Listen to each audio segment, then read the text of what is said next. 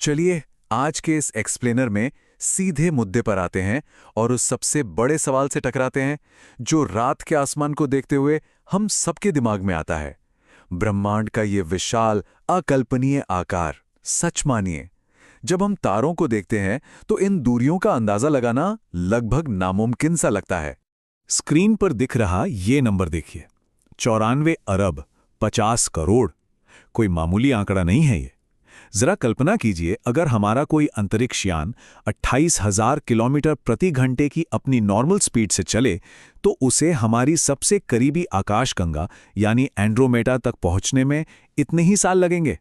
और याद रहे, एंड्रोमेडा हमसे लगभग 2.5 लाख प्रकाश वर्ष दूर है। ये तुलना एकदम साफ कर देती है कि क्यों पारंपरिक तरीकों से तारों के बीच की यात्रा करना इंसान के लिए बस नामुमकिन है।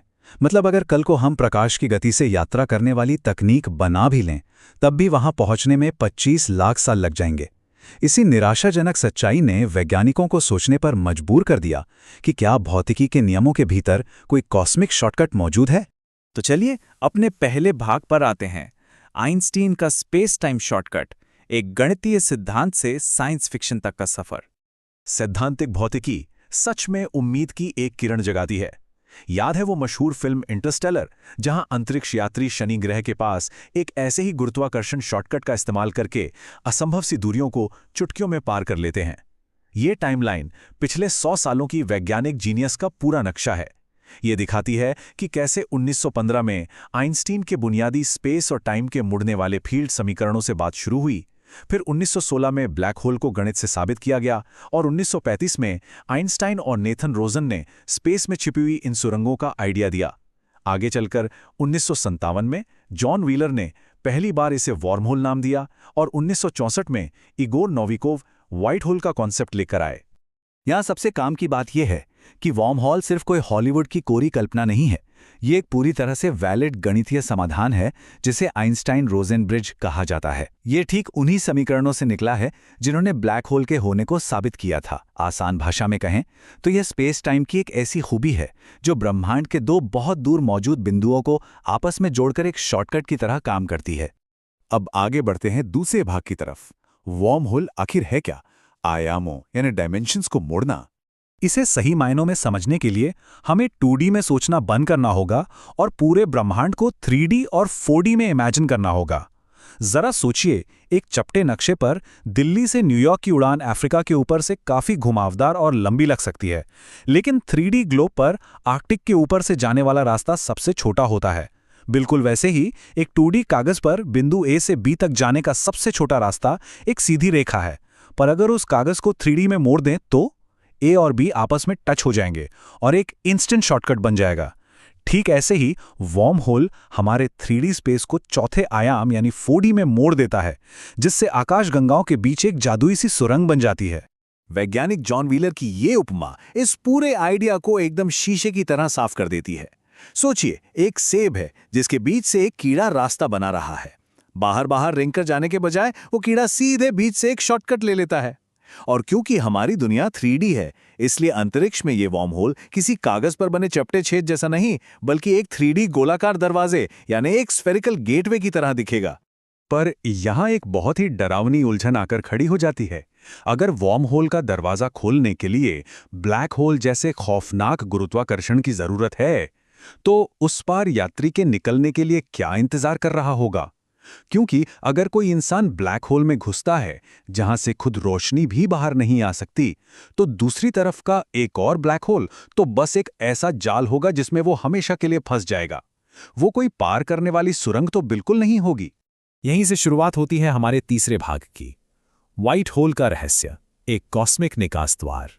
वॉर्म होल को एक खतरनाक डेड एंड बनने से रोकने के लिए भौतिकविदों ने दोबारा आइंस्टीन के समीकरणों को खंगाला और एकदम परफेक्ट लेकिन बहुत ही अजीबोगरीब उपाय ढूंढ निकाला। इन दोनों को आमने सामने रखकर देखते हैं। एक तरफ ब्लैक होल है जिसका इवेंट होराइजन एक ऐसी जगह है जहां से कोई वापसी नहीं होती। ये सब कुछ निगल लेता है, चीजों को नष्ट करता है और एंट्रोपी बढ़ाता है। और दूसरी तरफ है व्हाइट होल, ब्रह्मांड का अल्टीमेट एग्जिट डोर। इसका इवेंट होराइजन नो एडमिशन का बोर्ड लगाए रहता है। ये एक इतनी चमकीली वस्तु है जो रोशनी और पदार्थ को बाहर फेंकती है और मजाल है कि कोई भी चीज इसके अंदर जा सके।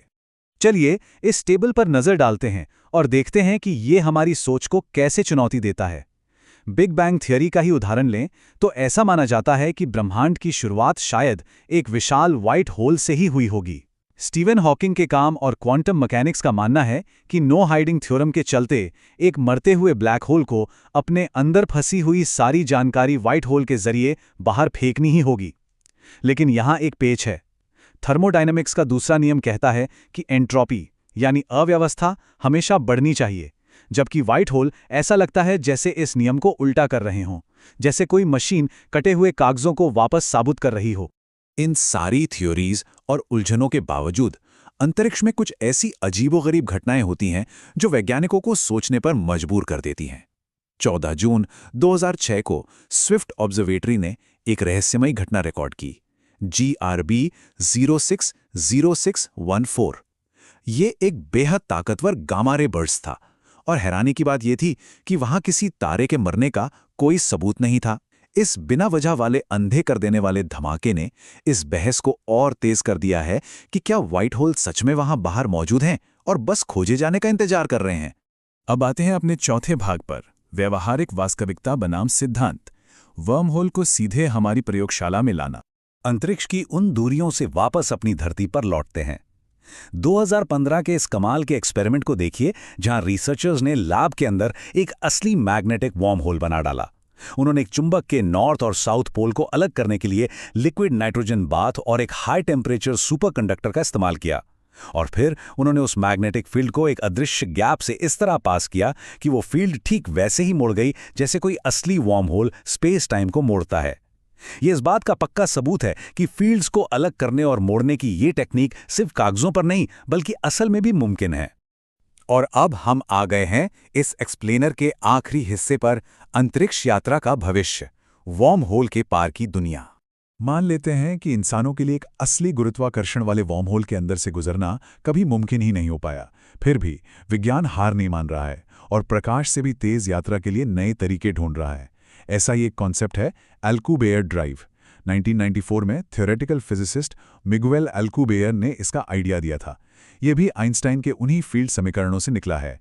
इसमें अंतरिक्ष यान के आगे मौजूद स्पेस टाइम को सिकोड़ा जाता है और पीछे वाले स्पेस टाइम को फैलाया जाता है। आसान शब्दों में कहें तो ये सचमुच स्पेस टाइम की लहरों पर सर्फिंग करने जैसा है, जिससे हमें उन खतरनाक ब्रह्मांडीय सुरंगों की जरूरत ही नहीं पड़ेगी। इस पूरे एक्सप्लेनर को समेटते हुए ये आखिरी सवाल दिमाग में घंटी जरूर बजाता है। सोचिए, अगर 1915 के सिर्फ एक गणितीय फॉर्मूले ने ब्लैक होल, वर्म होल और वार्प ड्राइव जैसी चीजों की इतनी सटीक भविष्यवाणी कर दी, तो आइंस्टाइन के उन समीकरणों में और कितने असंभव शॉर्टकट छिपे बैठे होंगे। कौन जानता है कि गणित की उन गहरी गहराइयों में ऐसे कितने और रहस्य हैं जो आने वाली पीढ़ियों के लिए सितारों तक पहुंचने के रास्ते हमेशा के लिए खोल देंगे।